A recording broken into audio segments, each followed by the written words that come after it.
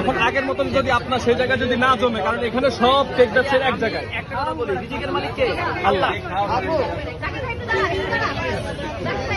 আপনি কি লাইভে আছেন?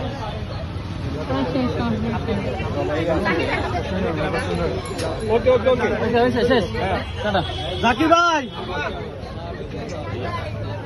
জাকির ভাইয়ের সাথে সেলফি তুলছে। বিষয়টা হচ্ছে এরকম, এখন আমরা সেই মেলা থেকে মেলা করতেছি, এখন যদি হুট করে যদি জায়গা চেঞ্জ করে ফেলি তাহলে হবে কি আমার আগে যখন ভাইরাল যে একটা ফ্লো থাকে এটা কিন্তু খুব একটা বেশি থাকে না ভাই, সবাই জানে না। তো 2 মাস 2.5 মাস 3 মাস ধরে থাকবে, কিন্তু এরপরে কিন্তু আমার ব্যবসার উপরে কিন্তু একটা কঠিন একটা ইফেক্ট পড়বে।